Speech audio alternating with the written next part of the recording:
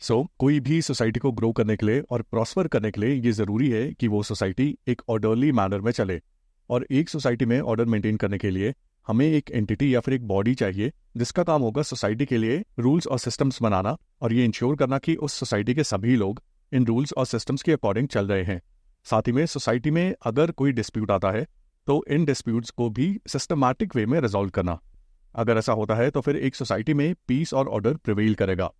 अब ये जो एंटिटी है जो कि रूल्स और सिस्टम्स बनाती है, इन्हें इम्प्लीमेंट करती है और डिस्प्यूट्स को रिजॉल्व करती है, इसे बोलते हैं गवर्नमेंट।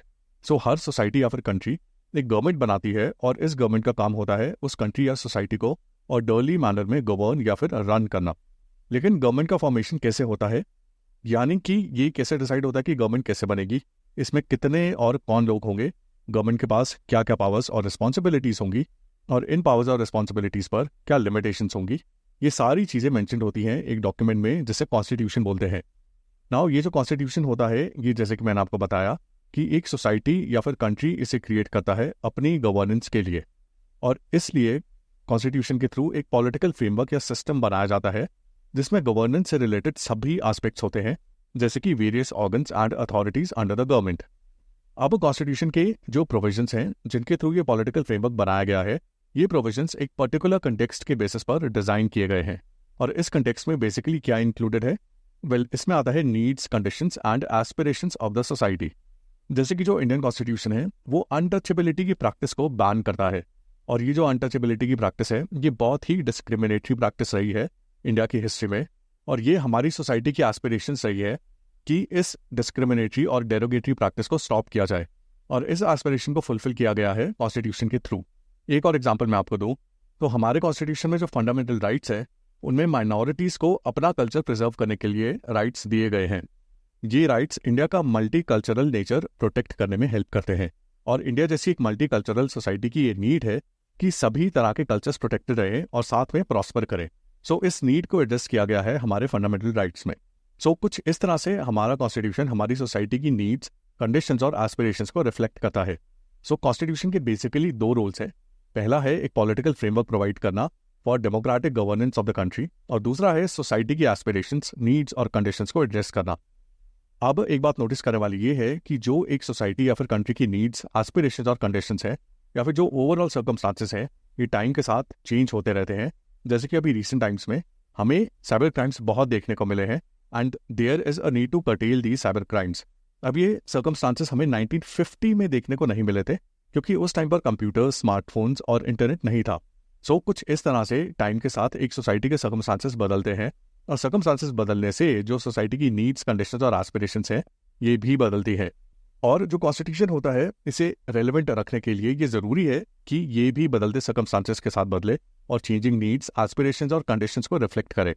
इस रीजन की वजह से या तो टाइम टू टाइम नए कॉन्स्टिट्यूशंस लाए जाते हैं, जैसे कि यूएसएसआर के केस में जहां पर 1918 से 5 कॉन्स्टिट्यूशंस इंट्रोड्यूस हो चुके हैं, या फिर नए कॉन्स्टिट्यूशंस लाने की बजाय एक्जिस्टिंग कॉन्स्टिट्यूशंस में ही ऑल्टरेशंस करी जाती हैं, जैसे कि इंडियन कॉन्स्टिट्यूशन में। अब हम इंडियन कॉन्स्टिट्यूशन पर फोकस करते हैं। इंडियन कॉन्स्टिट्यूशन मेकर्स को कॉन्स्टिट्यूशन फ्रेम करते हुए ये पता था कि इस कॉन्स्टिट्यूशन को फ्यूचर में मॉडिफाई करने की जरूरत पड़ेगी, और इसके दो रीजंस है। पहला तो यह है कि कॉन्स्टिट्यूशन बनाते हुए मे बी कुछ एरर्स हो जो कि अननोटिस्ड गए हो, तो उनको फाइंड करना और रिमूव करने के लिए फ्यूचर में कॉन्स्टिट्यूशन की रिविजन और री एग्जामिनेशन रिक्वायर्ड हो सकते हैं। अपार्ट फ्रॉम इट, जो नीड्स और एस्पिरेशंस इंडिपेंडेंस के टाइम थी हमारे कंट्री की, जैसे कि एक डेमोक्रेटिक सेटअप, लोगों के पास राइट्स होना, डिस्क्रिमिनेशन ना होना, एक्सेट्रा, ये सब तो कॉन्स्टिट्यूशन मेकर्स ने कॉन्स्टिट्यूशन फॉर्म करते हुए ही एड्रेस करी थी। लेकिन कॉन्स्टिट्यूशन मेकर्स को इस बात का पता था कि फ्यूचर में सर्कमस्टांसेस चेंज हो सकते हैं, और फ्यूचर गवर्नमेंट्स को कॉन्स्टिट्यूशन के थ्रू एम्पावरमेंट और स्पेस मिलनी चाहिए चेंजिंग सर्कमस्टांसेस से डील करने के लिए। और इसलिए कॉन्स्टिट्यूशन को इस तरह से बनाया गया कि इसके प्रोविजंस को फ्यूचर में मॉडिफाई किया जा सके अकॉर्डिंग टू चेंजिंग सर्कमस्टांसेस। लेकिन साथ ही में जो कॉन्स्टिट्यूशन के सेंट्रल और इंपॉर्टेंट फीचर्स हैं जो कि हमारे कॉन्स्टिट्यूशन की स्पिरिट फॉर्म करते हैं, जैसे कि डेमोक्रेटिक सेटअप या फिर सोवरेनिटी ऑफ द कंट्री, ये कोर फीचर्स हमेशा इंटैक्ट रहने चाहिए irrespective of the circumstances in future. Constitution के कुछ कोर फीचर्स या एट्रीब्यूट्स इंटैक्ट या फिर स्टैटिक रहने चाहिए, और वहीं दूसरी तरफ बाकी पेरिफेरल फीचर्स जिनको चेंजिंग सर्कमस्टांसेस को रिफ्लेक्ट करना चाहिए, इन्हें मॉडिफाई कर सके। कुछ ऐसा बैलेंस कॉन्स्टिट्यूशन मेकर्स चाह रहे थे, और कॉन्स्टिट्यूशन मेकर्स ने ऐसा अरेंजमेंट बनाने के लिए कॉन्स्टिट्यूशन को अमेंड या फिर मॉडिफाई करने के 3 मेथड्स इंट्रोड्यूस किए। इनमें से कुछ प्रोविजंस पहले मेथड से अमेंड हो सकते हैं, कुछ दूसरे मेथड से और बाकी प्रोविजंस तीसरे मेथड से। और ये जो तीनों मेथड्स हैं इनका डिफिकल्टी लेवल वेरी करता है। एक मेथड से अमेंडमेंट करना थोड़ा इजी है, दूसरे से थोड़ा डिफिकल्ट और तीसरे से और भी डिफिकल्ट। अमेंडमेंट के ये तीनों मेथड्स बताने से पहले मैं आपको ये बता दूं कि इंडिया के केस में कॉन्स्टिट्यूशन की अमेंडमेंट सिर्फ पार्लियामेंट इनिशिएट कर सकती है। कोई और बॉडी या फिर अथॉरिटी या फिर कमीशन के पास पावर्स नहीं है हमारे कॉन्स्टिट्यूशन को अमेंड करने की। अमेंडमेंट पार्लियामेंट के थ्रू करी जाती है और पार्लियामेंट से अमेंडमेंट बिल पास होने के बाद ये प्रेसिडेंट ऑफ इंडिया के पास जाता है और प्रेसिडेंट ऑफ इंडिया को इस अमेंडमेंट बिल पर अपनी एसेंट या फिर अप्रूवल देनी ही होती है। प्रेसिडेंट के पास इस बिल को वापस पार्लियामेंट में रिकंसिडरेशन के लिए भेजने का ऑप्शन नहीं है। एक बात यहाँ पर बताने वाली ये है कि why only parliament is authorized to amend the constitution. Parliament constitution के अमेंडमेंट के प्रोसीजर में इतना सेंट्रल रोल क्यों प्ले करती है? इसके पीछे एक इम्पॉर्टेंट प्रिंसिपल है और ये प्रिंसिपल ये है कि कॉन्स्टिट्यूशन में जो भी चेंजेस होंगे ये पब्लिक के अप्रूवल के बाद ही होने चाहिए, क्योंकि आफ्टर ऑल ये कॉन्स्टिट्यूशन पब्लिक ने ही बनाया है और पब्लिक के लिए ही बना है। इसलिए जो पब्लिक के रिप्रेजेंटेटिव्स हैं पार्लियामेंट में, इनके पास अथॉरिटी होनी चाहिए कॉन्स्टिट्यूशन को अमेंड करने की। और इस वजह से पार्लियामेंट को एक सेंट्रल रोल दिया गया है हमारे कॉन्स्टिट्यूशन की अमेंडमेंट के प्रोसीजर में। यहाँ पर जो प्रिंसिपल अप्लाई किया गया है वो है पार्लियामेंट्री सोवरेनिटी का। The principle of parliamentary sovereignty means that Parliament has the supreme legal authority to make or unmake any law or any provision in the Constitution. Parliamentary sovereignty का ये principal parliament को amendment procedure में central role provide करता है। अब मैं आपको ये तीनों मेथड्स बताता हूँ अमेंडमेंट के। इनमें से पहला मेथड है सिंपल मेजॉरिटी, जहाँ पर एक कॉन्स्टिट्यूशनल अमेंडमेंट बिल एक ऑर्डिनरी लॉ की तरह ही पार्लियामेंट के दोनों हाउसेस में सिंपल मेजॉरिटी यानी कि मेजॉरिटी या फिर 50% of those present in voting से पास होना चाहिए। हमारे कॉन्स्टिट्यूशन के बहुत सारे आर्टिकल्स में ये मेंशन्ड है कि they can be amended by law of the parliament, जैसे कि पार्लियामेंट में by law admit into the union of India, ऐसा करके एक प्रोविजन है हमारे कॉन्स्टिट्यूशन में। यहाँ पर बाय लॉ का मतलब है by following the procedure of ordinary law, जिसको पास करने के लिए दोनों हाउसेस में सिंपल मेजॉरिटी रिक्वायर्ड है। अब क्योंकि सिंपल मेजॉरिटी से एक कॉन्स्टिट्यूशनल अमेंडमेंट बिल पास करना रिलेटिवली इजी है, इसलिए जो प्रोविजन इस मेथड से अमेंड होते हैं दे आर रिलेटिवली फ्लेक्सिबल, क्योंकि इनको आसानी से बदला जा सकता है। दूसरा मेथड है बाय स्पेशल मेजॉरिटी। ये मेथड मेंशन्ड है हमारे कॉन्स्टिट्यूशन के आर्टिकल 368 में। इस मेथड में दोनों हाउसेस से कॉन्स्टिट्यूशनल अमेंडमेंट सेपरेटली पास होना चाहिए और इस बिल को पास करने के दो क्राइटेरियाज है। पहला तो है 2/3 of the members present in voting, यानी कि अगर 300 मेंबर्स प्रेजेंट हैं हाउस में इस बिल पर वोटिंग के टाइम, तो फिर 300 में से 200 मेंबर्स का सपोर्ट होना चाहिए इस बिल को। इसके साथ साथ एक और क्राइटेरिया है जो कि है half of the total strength of the house, यानी कि जितने भी लोग इस बिल के सपोर्ट में हैं वो पूरे हाउस की स्ट्रेंथ या फिर नंबर ऑफ मेंबर्स के हाफ होने चाहिए। जैसे कि सपोज हाउस की स्ट्रेंथ 400 है, यानी कि हाउस में 400 मेंबर्स हैं और इन 400 में से 300 मेंबर्स वोट कर रहे हैं इस बिल पर और बाकी के 100 मेंबर्स हाउस में प्रेजेंट नहीं है। अब इन 300 में से 200 मेंबर्स इस बिल के सपोर्ट में वोट करते हैं और बाकी बचे 100 मेंबर्स इस बिल के अगेंस्ट। अब इस एग्जाम्पल में दोनों क्राइटेरियाज फुलफिल होते हैं, क्योंकि 200 is 2/3 of present in voting जो कि है 300 और 200 फॉर्म करता है majority of total strength of the house जो कि है 400। सो ये दो क्राइटेरिया मिलकर स्पेशल मेजॉरिटी बनाते हैं और स्पेशल मेजॉरिटी का प्रोसीजर मेंशन्ड है हमारे कॉन्स्टिट्यूशन के आर्टिकल 368 में। ये जो स्पेशल मेजॉरिटी का प्रोसीजर है ये रिलेटिवली डिफिकल्ट है सिंपल मेजॉरिटी के प्रोसीजर से, और ये हमारे कॉन्स्टिट्यूशन की अमेंडमेंट में रिजिडिटी लेकर आता है। हमारे कॉन्स्टिट्यूशन के कई इंपॉर्टेंट प्रोविजंस जैसे कि फंडामेंटल राइट्स इस प्रोसीजर से अमेंड किए जा सकते हैं, और जैसा कि मैंने आपको बताया इस प्रोसीजर में कॉन्स्टिट्यूशनल अमेंडमेंट बिल दोनों हाउसेस से सेपरेटली पास होगा और जॉइंट सिटिंग का प्रोविजन अप्लाई नहीं किया जा सकता। इस केस में जॉइंट सिटिंग का प्रोविजन सिर्फ ऑर्डिनरी बिल्स को पास करने के लिए अप्लाई किया जा सकता है। इसके बाद जो थर्ड टाइप ऑफ अमेंडमेंट है वो है special majority with ratification of states. हमारे कॉन्स्टिट्यूशन में कई ऐसे प्रोविजंस हैं जो कि फेडरल बैलेंस या फिर सेंटर और स्टेट्स के बीच पावर्स और रिस्पॉन्सिबिलिटी की डिस्ट्रीब्यूशन को इम्पैक्ट कर सकते हैं। ऐसे प्रोविजंस को अगर पार्लियामेंट को अमेंड करना है तो फिर पार्लियामेंट में ये बिल दोनों हाउसेस में सेपरेट मेजॉरिटी से पास होगा ही, और साथ में जितने भी स्टेट्स हैं इनमें से कम 50% ऑफ द स्टेट्स का अप्रूवल या फिर रैटिफिकेशन भी मिलना चाहिए इस बिल को। इसके बाद ही ये बिल आगे प्रेसिडेंट के पास एसेंट के लिए जाएगा। अब जो अप्रूवल है कम से कम 50% स्टेट्स का, ये बेसिकली स्टेट्स के लेजिस्लेचर्स प्रोवाइड करते हैं बाय सिंपल मेजॉरिटी। सो अगर किसी स्टेट को ऐसे एक बिल को कंसेंट देना है तो उसे अपने लेजिस्लेचर में इस बिल को रैटिफाई करना पड़ेगा और ये रैटिफिकेशन होगा विद सिंपल मेजॉरिटी। सो ये था तीसरा अमेंडमेंट प्रोसीजर। सो अगर ओवरऑल तीनों अमेंडमेंट प्रोसीजर्स को हम देखें तो हम ये बोल सकते हैं कि our constitution can be amended through large scale consensus among parliament members with limited participation of states. अब देखते हैं इंडियन कॉन्स्टिट्यूशन से रिलेटेड अमेंडमेंट्स की हिस्ट्री को। हमारे कॉन्स्टिट्यूशन में टिल जनवरी 26, 2024 106 अमेंडमेंट्स हुई है। ये सभी अमेंडमेंट्स 1950 से 2024 तक इवनली स्प्रेडेड है, यानी कि रेगुलर इंटरवल्स पर हमारे कॉन्स्टिट्यूशन में अमेंडमेंट्स होती रही हैं। ऑल्दो 2 ऐसे फेजेस थे 2-2 साल के जब हमारे कॉन्स्टिट्यूशन को 10 अमेंडमेंट्स देखने को मिली। इनमें से पहला था बिटवीन 1974 एंड 76 और दूसरा था बिटवीन 2001 एंड 2003। अब जो हमारे कॉन्स्टिट्यूशन में अमेंडमेंट्स करी गई है, इन्हें हम ब्रॉडली 3 पार्ट्स में डिवाइड कर सकते हैं।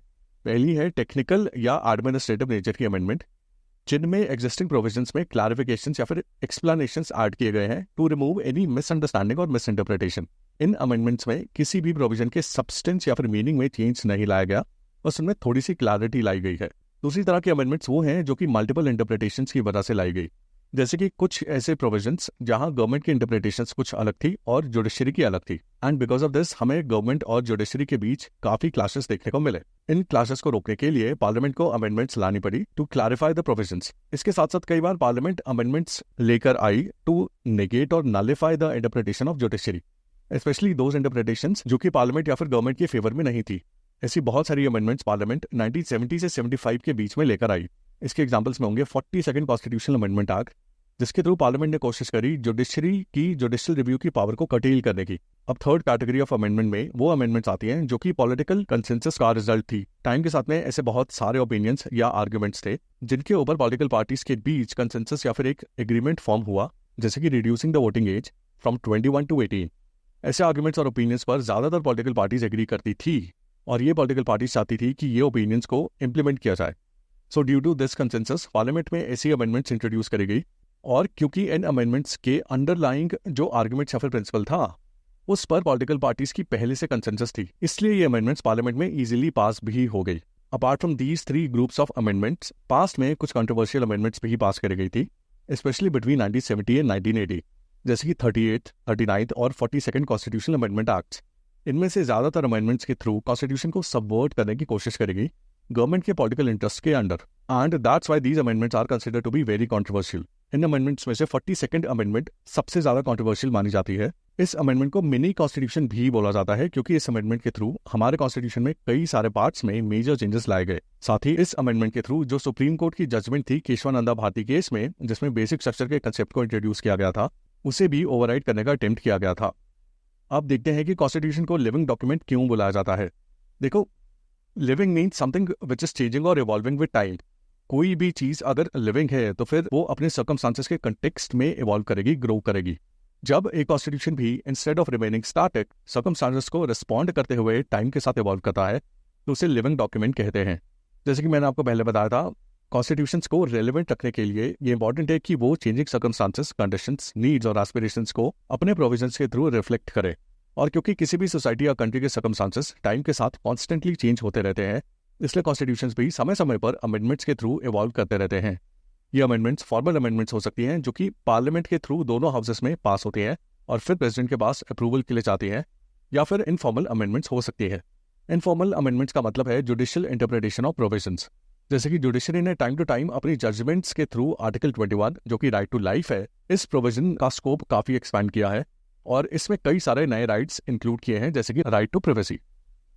जुडिशरी ने इस प्रोविजन को बिना किसी फॉर्मल अमेंडमेंट के सिर्फ अपनी इंटरप्रिटेशन के थ्रू अमेंड किया। So this is an example of informal amendment जिनके थ्रू कॉन्स्टिट्यूशन को अमेंड किया जा सकता है।